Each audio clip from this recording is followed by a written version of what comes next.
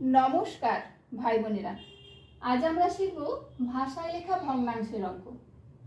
অঙ্কটি দেখো, একটি বাগানের 1/3 অংশে ভাইয়েরা এবং 2/4 অংশে বোনেরা ফুল গাছ লাগিয়েছে। বাগানের মোট কত অংশে ফুল গাছ লাগানো হয়েছে এবং কত অংশ ফাঁকা পড়ে আছে। আমি একটি ছবি আঁকছি, দেখো তোমাদের বোঝার সুবিধার জন্য। এটি একটি বাগান। বাগানের 1/3 অংশে ফুল গাছ লাগিয়েছে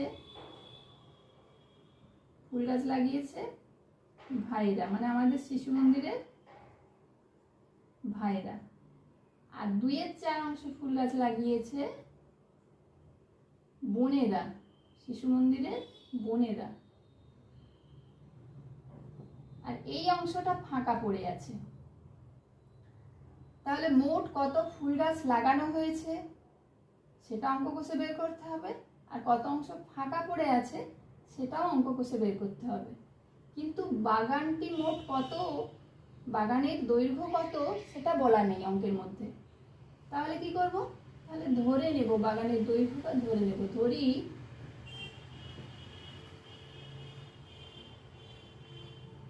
মোট বাগান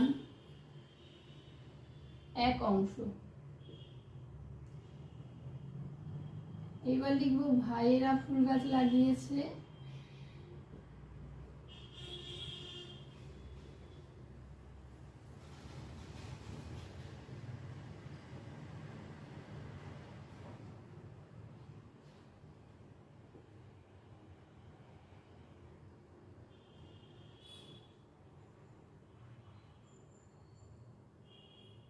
একের 3 অংশ।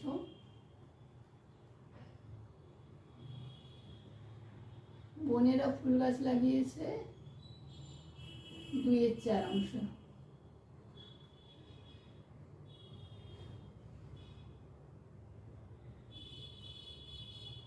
মোট ফুল গাছ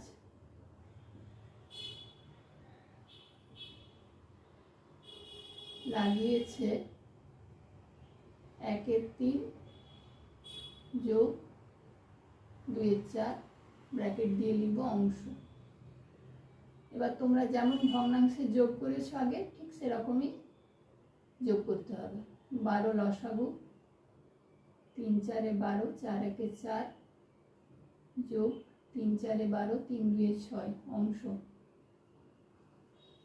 4 6 যোগ করলে হবে 10, 10 এর 12 লঘিষ্ঠ করলে হবে 5 2 10, 6 2 12 সমান 5 এর 6 অংশ।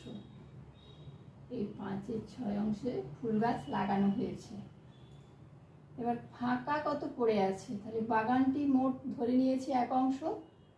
1 অংশ থেকে এই 5 এর 6 অংশ বিয়োগ করব। বিয়োগ করলেই ফাঁকা জায়গা কত পড়ে আছে সেটা বেরিয়ে যাবে। তাহলে লিখব ফাঁকা পড়ে আছে 1 বিয়োগ 5 এর 6 অংশ।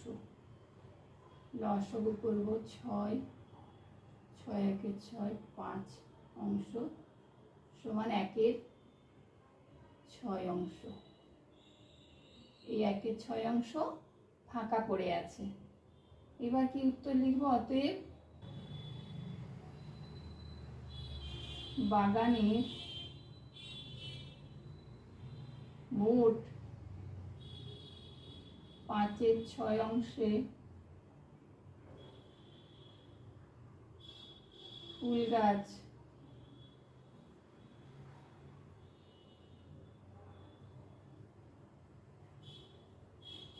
লাগানো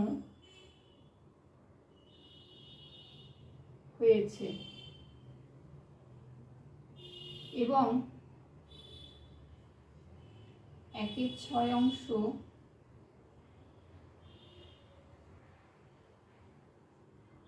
ফাঁকা